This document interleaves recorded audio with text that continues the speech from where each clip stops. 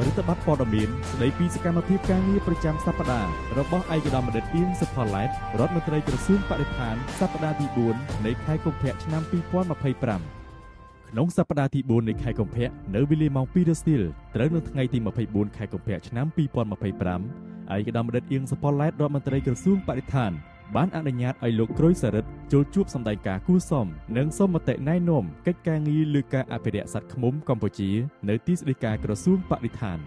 លុះដល់ថ្ងៃទី25ខែកុម្ភៈឆ្នាំ2025វេលាម៉ោង8ព្រឹកឯកឧត្តមរដ្ឋមន្ត្រីបានអញ្ជើញជាអធិបតីក្នុងពិធីបើកសិក្ខាសាលាពិគ្រោះយោបល់លើសេចក្តីព្រាងគោលការណ៍ណែនាំស្តីពីការវិតម្លៃបរិស្ថានជាយុទ្ធសាស្ត្រស្តីពីគោលការណ៍និងការវិតម្លៃបរិស្ថានជាយុទ្ធសាស្ត្រសម្រាប់អាជីវកម្មបូមខ្សាច់ទន្លេនៅសន្តាគារកម្ពុជាឌីយ៉ាណាសាលទន្លេសាបជាន់ទី1ក្នុងរាជធានីភ្នំពេញក្នុងឱកាសនោះផងដែរឯកឧត្តមរដ្ឋមន្ត្រីបានផ្ដល់កិច្ចសម្ភាសន៍ដល់ក្រុមអ្នកសារព័ត៌មានជុំវិញការទប់ស្កាត់និងការអនុវត្តច្បាប់យ៉ាងតឹងរ៉ឹងចំពោះរោងចក្រដែលបង្ហូរទឹកកខ្វក់មានសារធាតុពុលចូលប្រព័ន្ធទឹកសាធារណៈក្នុងន័យចូលរួមការពារបរិស្ថានស្អាតនិងការអភិវឌ្ឍប្រកបដោយចីរភាពចូលមកដល់ថ្ងៃទី26ខែកុម្ភៈឆ្នាំ2025វេលាម៉ោង 9:30 នាទីព្រឹកឯកឧត្តមរដ្ឋមន្ត្រីបានអញ្ជើញបើកកិច្ចប្រជុំពិនិត្យវឌ្ឍនភាពការងារអគ្គនាយកដ្ឋានគាំពារបរិស្ថាននិងទិសដៅការងារបន្តនៅសាលមុខម៉ារ៉េតទីស្តីការក្រសួងបរិស្ថានដើម្បីពង្រឹងសមត្ថភាពនិងប្រសិទ្ធភាពការងារនៅថ្ងៃបន្ទាប់វេលាម៉ោង 10 ព្រឹកត្រូវនៅថ្ងៃទី27ខែកុម្ភៈឆ្នាំ2025ឯកឧត្តមរដ្ឋមន្ត្រីបានអញ្ជើញជាអធិបតីក្នុងពិធីចុះហត្ថលេខា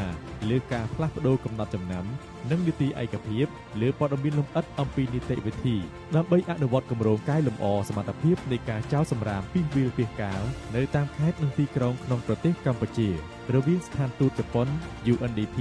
និងក្រសួងបរិស្ថាននៅសាលមុខម៉ារ៉េតទីស្តីការក្រសួងបរិស្ថាននៅវេលាម៉ោង 2 រសៀលថ្ងៃដដែលឯកឧត្តមរដ្ឋមន្ត្រីបានអញ្ជើញចុះពិនិត្យវឌ្ឍនភាពការសាងសង់ស្នាក់ការនិងថ្នាលបណ្ដុះកូនឈើថ្នាក់តំបន់ក្នុងស្រុកអូររងើខេត្តត្បូងឃ្មុំលុះដល់វេលាម៉ោង 9 ព្រឹកថ្ងៃទី28ខែកុម្ភៈឆ្នាំ2025ឯកឧត្តមរដ្ឋមន្ត្រីបានទទួលជួបតំណាងក្រុមហ៊ុន Winter Garment and Finishing Co Ltd ដើម្បីសាកសួរជុំវិញករណីបង្ហូរទឹកកខ្វក់ចូលស្ទឹងព្រៃថ្នោតនៅទីស្តីការក្រសួងបរិស្ថានបន្ទាប់មកទៀតនៅវេលាម៉ោង 10 ព្រឹកថ្ងៃដដែលនៅទីស្តីការក្រសួងបរិស្ថាន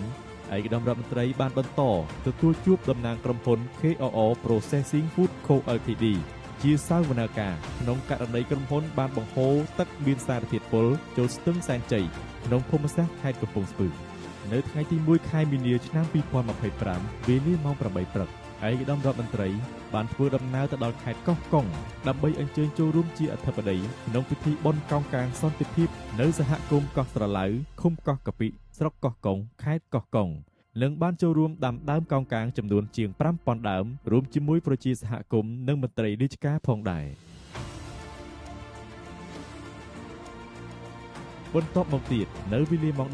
11:45 នាទីព្រឹកឯកឧត្តមរដ្ឋមន្ត្រីបានអញ្ជើញចុះពិនិត្យទីតាំងថ្នាលបណ្ដុះកូនឈើថ្នាក់តំបន់ខេត្តកោះកុងនៅស្រុកត្រពាំងរូងខេត្តកោះកុង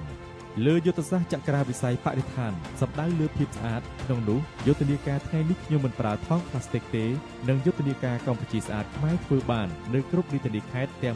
25នៃព្រះរាជាណាចក្រកម្ពុជាមានការចូលរួមពីសំណាក់សិស្សានុសិស្សប្រជាពលរដ្ឋព្រះសង្ឃនិងមន្ត្រីរាជការមានចំនួនសរុប 287,934 អង្គអ្នកនៃសប្តាហ៍ទី4ក្នុងខែកុម្ភៈនេះដោយឡែកចំពោះភាពបៃតងវិញយុទ្ធនាការពន្លកបៃតងជាការបណ្ដុះកូនឈើសម្រាប់ចែកជូនប្រជាពលរដ្ឋធ្វើការដាំដុះដោយឥតគិតថ្លៃក្នុងនោះក្រសួងបរិស្ថាននិងមន្ទីរបរិស្ថានគ្រប់រាជធានីខេត្តនិងថ្នាក់បណ្ដុះកូនឈើថ្នាក់តំបន់បានបណ្ដុះកូនឈើគ្រប់ប្រភេទបានចំនួនសរុប 5,398 ដើមក្នុងសប្តាហ៍ទី4នៃខែកុម្ភៈនេះផងដែរ